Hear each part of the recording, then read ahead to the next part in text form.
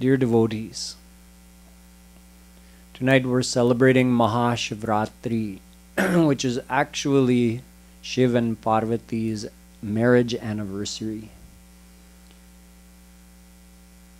This is a very interesting Leela.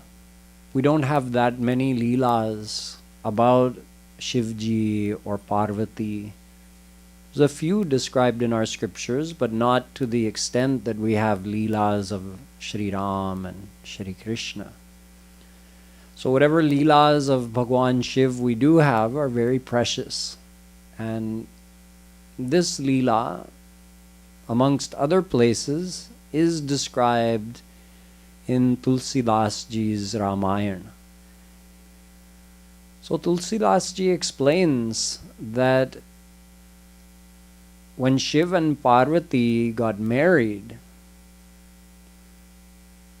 it was a very festive occasion. You know that Parvati had been separated from Bhagwan Shiv for a long time. She had a previous avatar. It's the same Parvati, but in her previous avatar, we had called her Sati. And as Sati, there had been a Leela where she had taken the form of Sita in order to test Bhagwan Ram. When Ram was walking in the forest looking for Sita, and Sati saw Bhagwan Shankar go and do pranam. Shankar Vandya Jagat Jagadisa Sur Nar Muni Sab Navat Sisa. Everyone worships Lord Shankar. He is the Lord of the whole universe. Teen nrip sutahi kinha parnama kahi Satchidanand Paradhama. And he's doing pranam to the son of a king and calling him the abode of Satchidanand and calling him Supreme God and doing pranam to him. And here's this prince, this son of a king, who is so lost in separation from his wife that he doesn't even know how to mount a proper search party. He's asking the trees and the birds, "Have you seen my Sita?" And he's crying and falling unconscious. So Parvati was confused about who Shri Ram was. In fact, she wasn't confused at all. Later, when Sati took the form of Parvati and reunited with Shankarji, and again she asked about Bhagwan Ram, Shankarji said to her, "Tum Raghubir charan anuraga kinhi hu prashna jagat hit lagi." You have unbroken faith and love in the lotus feet of Shri Ram already. You're only asking these questions about Ram to teach the world, to grace the world, so the world can receive the knowledge that you're asking me about. In other words, we shouldn't get confused like Sati was acting confused. Oh, how can God be acting like an ordinary man? How can he be acting in such a worldly way? So she got herself into some trouble, you could say, but again, it was just to teach us. She went and took the form of Sita in order to test Bhagwan Ram. And of course, he passed the test. The second he saw her sitting there on the side of the trail in the jungle, and she was thinking, oh, he's going to see me and say, "Oh, Sita, I found you." The second he saw Sati sitting there, he says, "Oh, Mataji, what are you doing here all alone? Where is Lord Shankar?" So she quickly did pranam and got out of there, went back to Lord Shankar. And when he asked, "So did you test him? How did the test go?" She said, "Oh, no, I didn't test him. I just did pranam and left." But then Shankarji said that Sita is my mother. Now you've taken the form of my mother. How can we be together? So, Sati ka parityag. Now she was unable to be with Lord Shankar. And Shankarji went to Mount Kailash and went in his samadhi, thinking of Shri Krishna, thinking of Maharas Leela all the time, just fully absorbed, not caring for anyone or anything, just happy. And Sati later left her body, burned her body with her own Shakti, and later took another avatar as Parvati, the daughter of the mountain god, Himavant. So, once she was born again, or took avatar again, and took the form of a young girl, and then started growing up, and she was only thinking of Lord Shankar all the time. And at a very young age, she told her mother that I'm going to the jungle, I'm going to do devotion until I get Lord Shankar as my husband. So she went and did ghor tapasya. She lived on just leaves. One of her names is Aparna. It's another name of Parvati. Aparna means someone who just eats leaves and lives.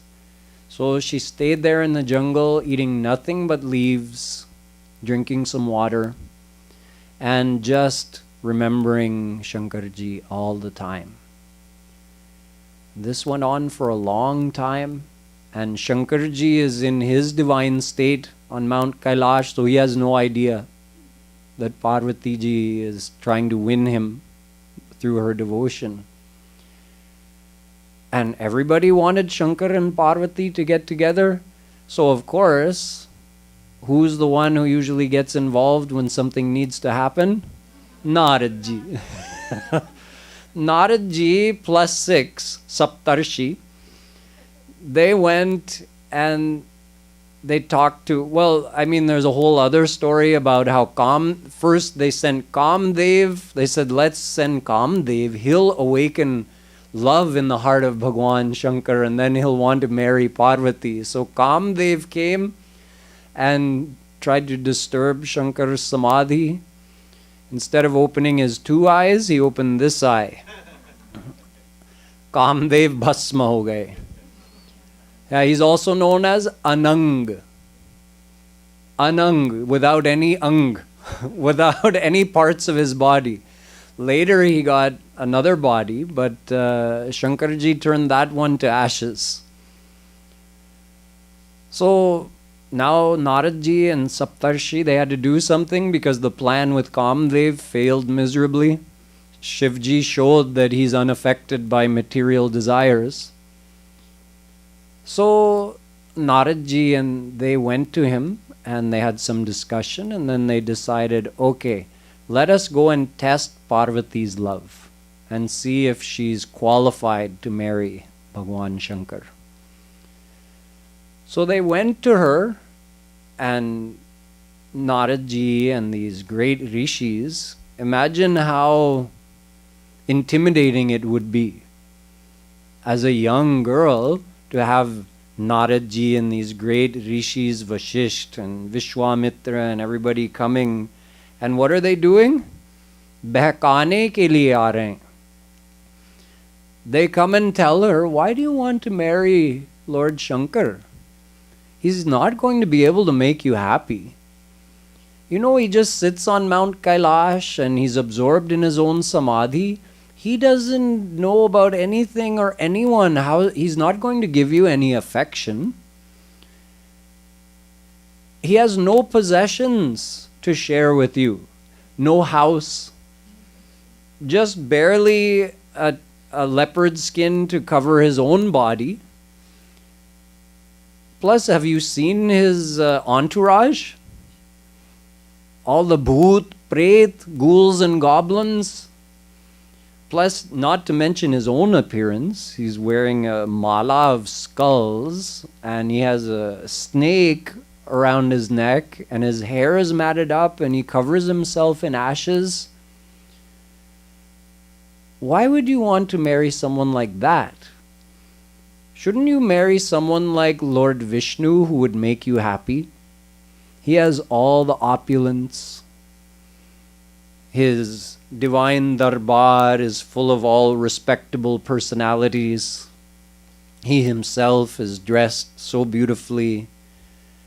So he can give you everything, and he will take proper attention with you.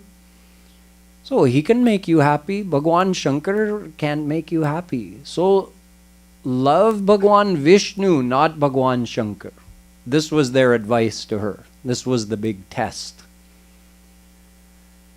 She answered them very simply. Janma koti lagi ragari hamari barau shambhu natu rahau kumvari.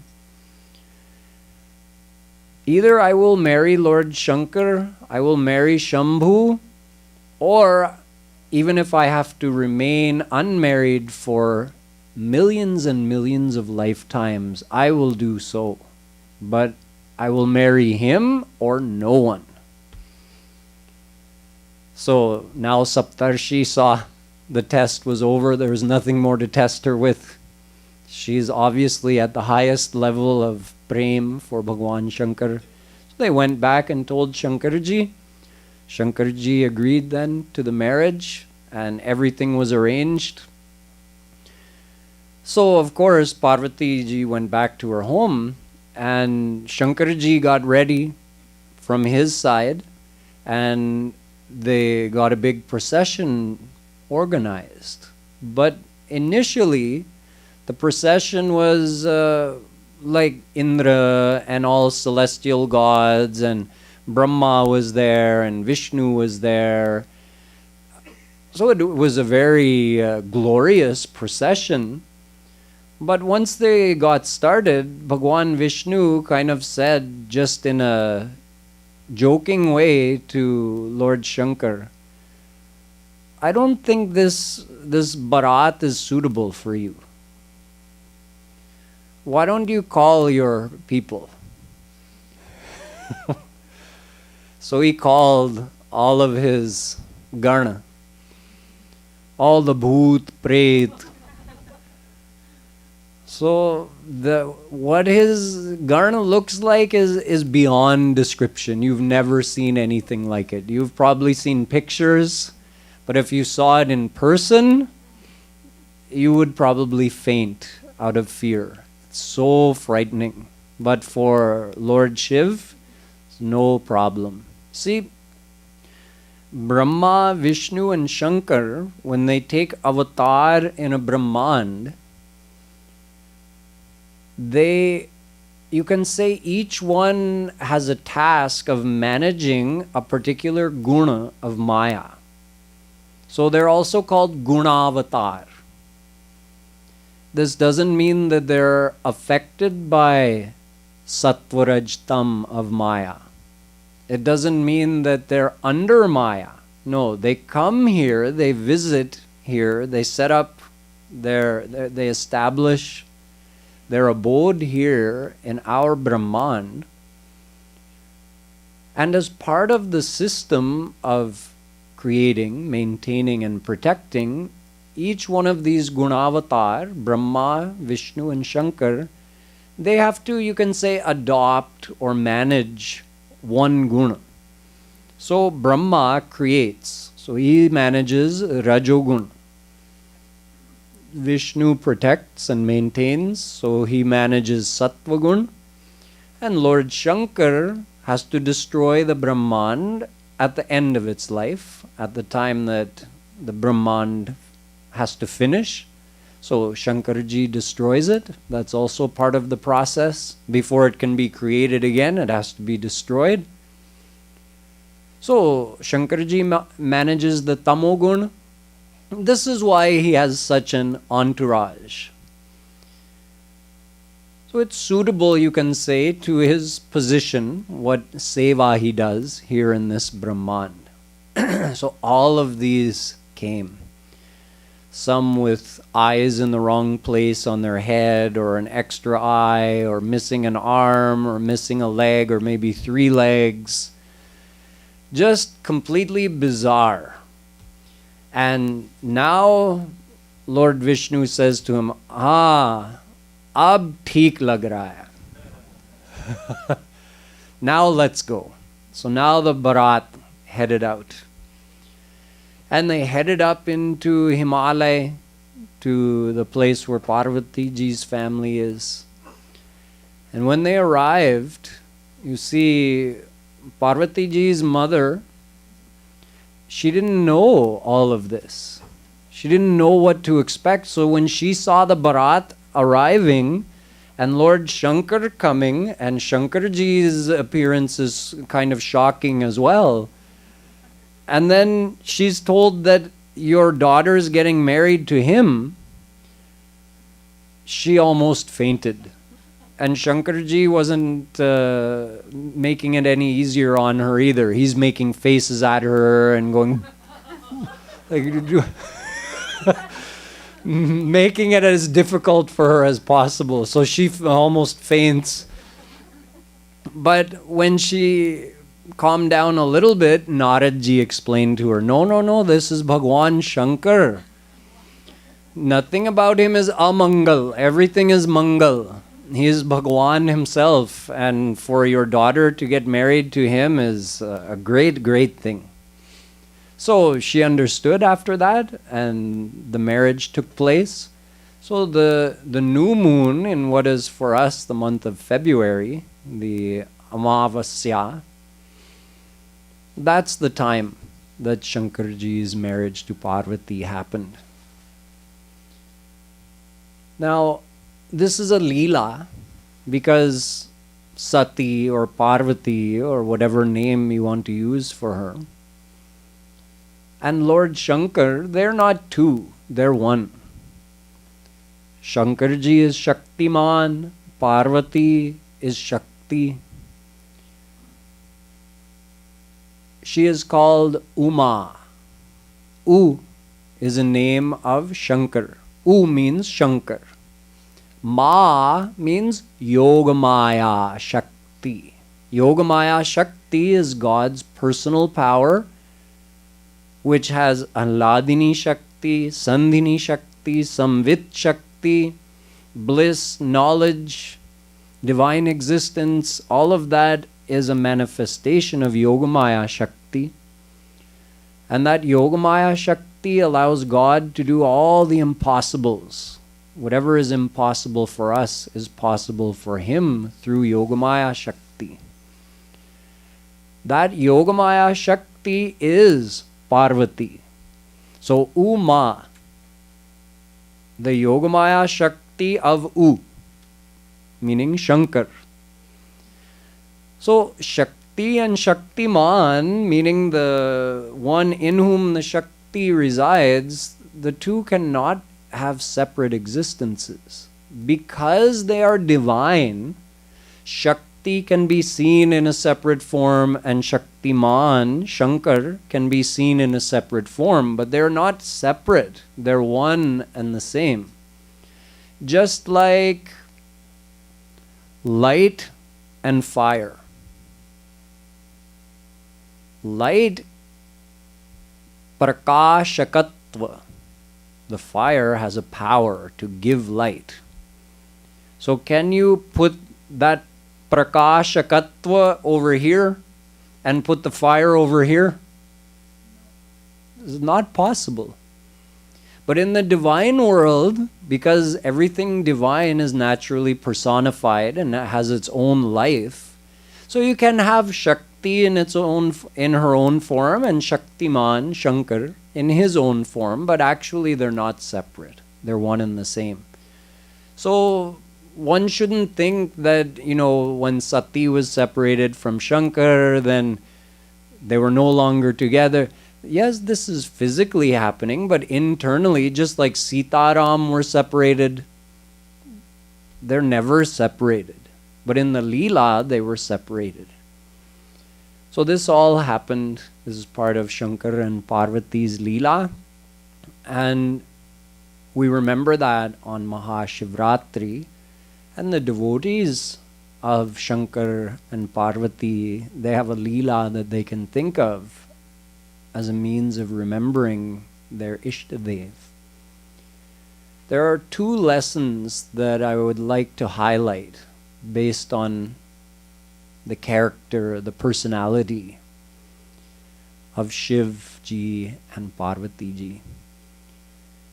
One is that Lord Shankar is always doing Roop Dhyan. He's showing us how to do devotion. There are so many kinds of bhakti. Navadha bhakti is very prominent, but there are actually thousands and thousands of ways you could do bhakti. Out of all of those ways, all except one are external. Meaning we use our body or our external senses to do that devotion. Whether it's puja, kirtan, visiting holy places, doing arti, doing pat, doing jap. All of these are done with the body or with the senses. But one thing is done with the mind. That is Roop Dhyan.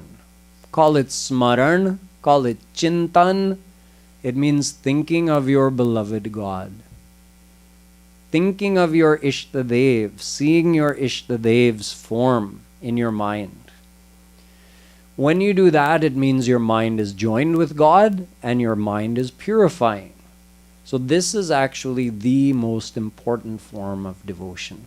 The other types of physical devotion are meant to help us remember God. They don't stand on their own. They're not independent. Think about it.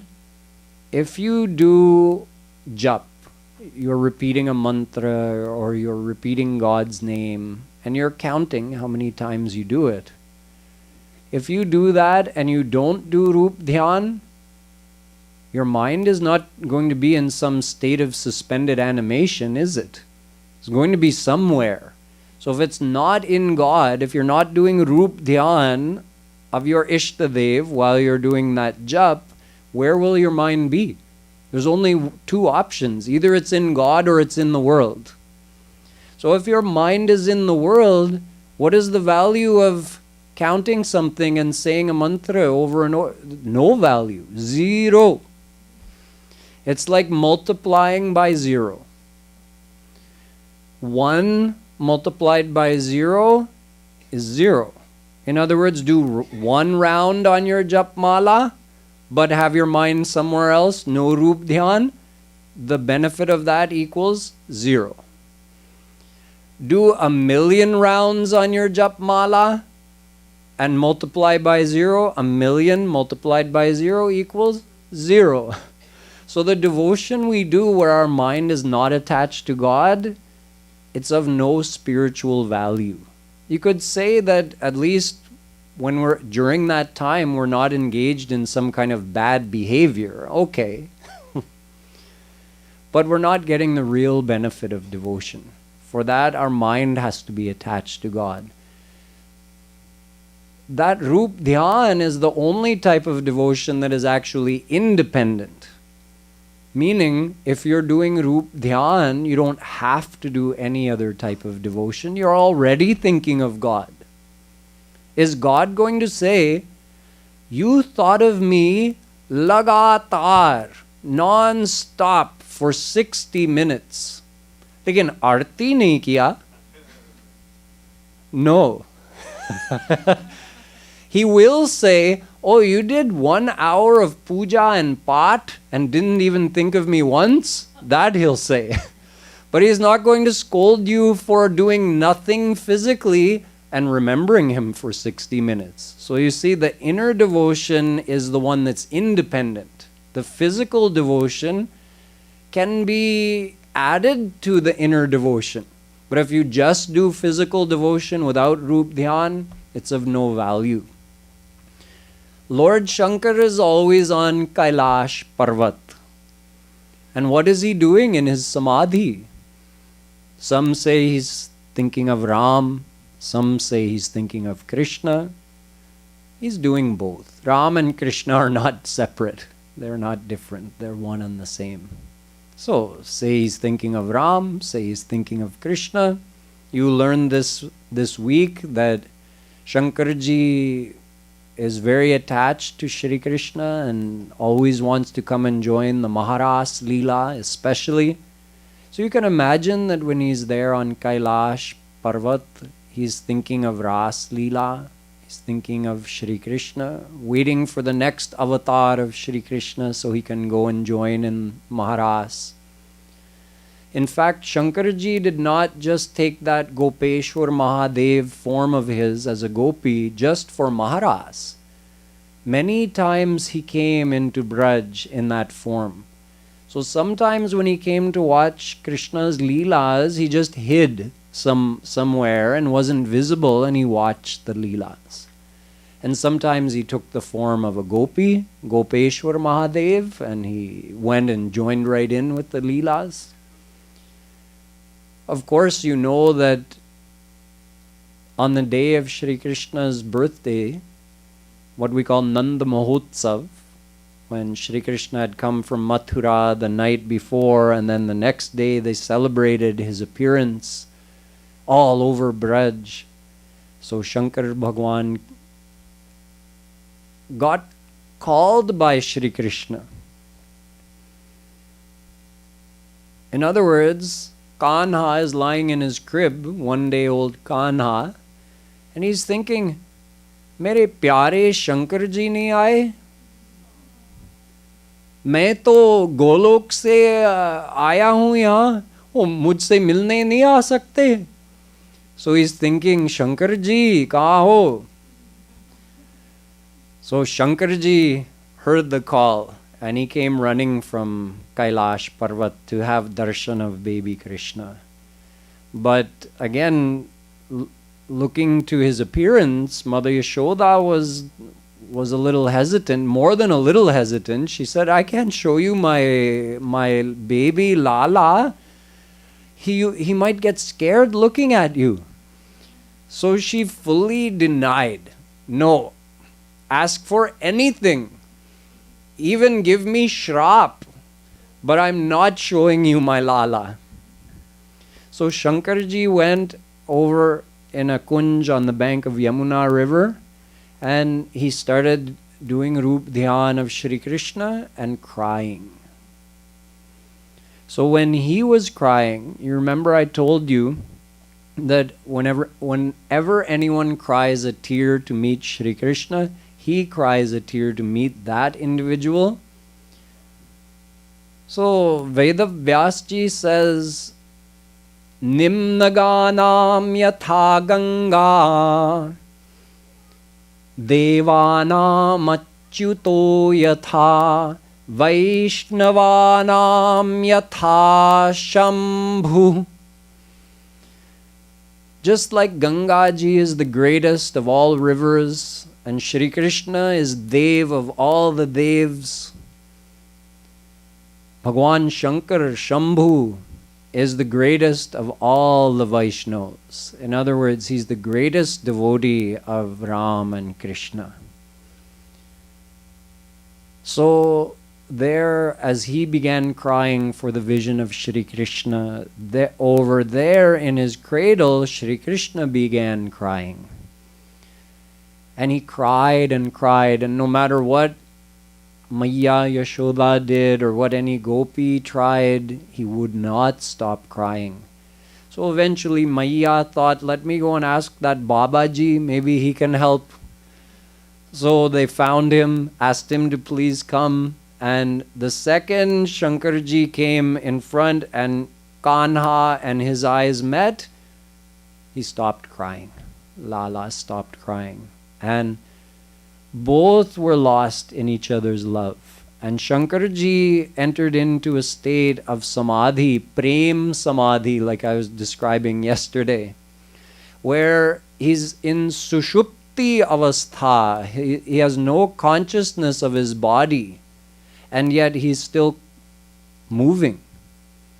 So it's in that state. See, a lot of people think Tandav Nritya Shankarji does to destroy the Brahman. No.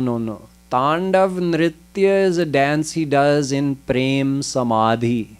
So right there he did his Tandav Nritya. Just like we're singing Tandav Nritya Shama Harshai. Shri Krishna loves that Tandav Nritya, and so does Radharani. Pyari kahi Hari Vaya Bulai. Call that one Shankar who does that Tandav Nritya. So in that Prem Samadhi he danced his Tandav Nritya. So we should also emulate Bhagwan Shankar. And when we do devotion, Roop Dhyan comes first. We should also try to absorb our mind in loving remembrance of Shri Krishna. And just like Shankarji showed us, Maharas is such a supreme bliss of the divine world that even he desires for it. And he himself is Satchidanand Bhagwan. So we should also make that the goal of our devotion. Now the second thing that we can learn is of Parvati's selflessness. All devotees of God have their desires. But if we want to become real devotees of God, we have to learn to be like Parvati. Parvati's love was ahaituki.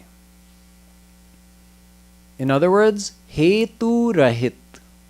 We have a hetu when we love. Oh, this person is beautiful. So if I can call them my own, I'll feel happy. Their beauty will make me happy. Looking at their beauty, having others know that this beautiful person is with me will make me happy. This person's wealth will make me happy. Their status will make me happy. If someone has status and they accept me, then I feel good and others will also respect me more.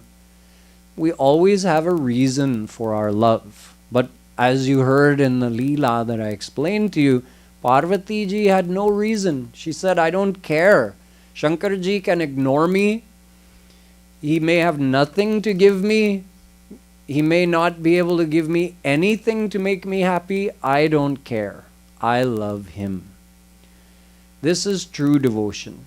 So this ahaituki prem is not our nature, but it can be developed. If we keep that as a goal, that we want to become like that, then when we do devotion, we can just think that, oh, Shri Krishna, please just teach me, somehow help me develop this bhavana that I want to love you selflessly. Instead of only thinking about my happiness, I want to love you for your happiness. Even if you can't do it, at least desire to do it. Then you won't ask him for anything from the world. You won't make any demands. Whether something good or bad happens to you in this world, you won't fuss and complain to him. You'll say, whatever happens, let it happen. You'll feel like challenging him. Whatever you give to me in my life, I challenge you.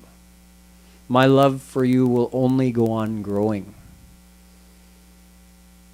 The true devotee, even if he's on death's door, he won't call out to God for rescue. He'll say, no, why should I ask him for anything? My job is to love him and surrender. That's it. The rest is up to him. Whatever he wants to do or not do, I love him because I belong to him and he is mine. I love him because devotion to God is the nature of the soul. So we have to let that nature out. Jiver swarupa hoy Krishner nitya das. Chaitanya Mahaprabhu ji says, all the souls are the natural servants and devotees of God. So just remember these two things, that we should do Rup Dhyan when we do devotion to God, and we should also be selfless. And whenever we do Seva also, because Seva is a way of attaching our mind to God, we should also keep this selflessness in mind. Why am I doing the Seva? When I come to the mandir and I want to help out, I want to contribute something, what is my attitude? Am I doing it with the attitude that this needs to be done and boy are they lucky to have me? That's not Seva. You'll still get benefit, but what happens is when we do Seva and God graces us for our doing that Seva, or you can say by doing the Seva, our heart opens to receive the grace He was already giving us. Gradually our heart will purify, and then we'll realize, oh, before I used to have so much pride in how I did Seva. How did people put up with me? How did He put up with me?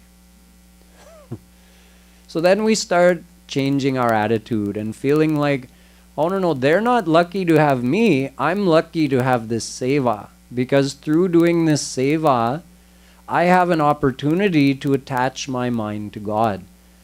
I'm offering this Seva as a gift. If a beggar begs all day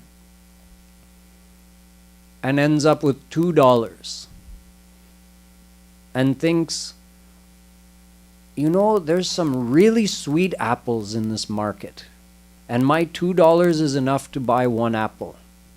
So he goes and he finds the sweetest apple and he buys that with all the money he was able to raise in the whole day, and he takes that apple and he brings it to his king, thinking that I have nothing else to offer my king, but I want to offer something, so let me offer him this apple. The king will not say, oh no, I have millions of dollars, I can buy any apple I want. The king's heart will be captured by the devotion of that beggar. You spent your whole day begging to get this apple and offer it to me. The apple is of no value to the king. Zero value. The humble dedication behind it, with which it was offered, that's of value to the king. So our Seva should also be done with a humble dedication. We should think, I'm just offering this Seva to God. It's of no value to Him. I have a material body, a polluted material mind. All my possessions are material.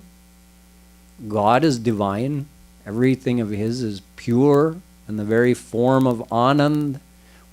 What could I offer Him that would be of value to Him? But it's His greatness and His kindness that He accepts our Seva and graces us for that offering. Or as I mentioned, you can think of it this way. The grace is already being showered upon us, but through our humble submission to Him, through doing Seva, we are able to receive His grace. So this is the secret of Seva. Selflessness and Seva go together. When you love someone, you desire to serve them. You're not looking for what can I get. You're looking for what can I give. This is the correct attitude in Seva as well. So if you want to benefit while you're doing Seva, you have to keep this attitude in mind. Feel yourself to be lucky to have the Seva. Offer it with humbleness. And don't expect anyone to give you a pat on the back or appreciate you for what you're doing. In fact, you might get scolded for doing it the wrong way. Be happy about that too. Yeah. Oh, thank you. You're making me more. You see that I'm not humble enough. So I offered this seva with so much pride, and now it's your grace that your devotee is scolding me, so that next time I can offer it with more humbleness. This is the correct attitude for seva. And if someone approaches seva in that way, they get a lot of benefit. And the same selfless attitude will start to grow in our love and our practice of devotion to God. So this is my message on Shivratri to you. As you know, Shivji and Shri Krishna are also not different. They're one and the same. Shri Krishna is Shankarji. Shankarji is Shri Krishna. They appear in different forms and they behave differently. Shri Krishna's leelas and his form are of one type, and Shankarji is of another form, but they are internally one and the same. So one should never think that one is greater or one is less, or that there's some type of competition or any kind of anything but total harmony between Shankarji and Shri Krishna, and the same should be true for the devotees of all the various forms of God. So with these words, I'll conclude my talk to you tonight on Shivratri, and now we'll start with the pujan. We'll all get a chance to do Abhishek. Bolo Bholenath Shambhu Ki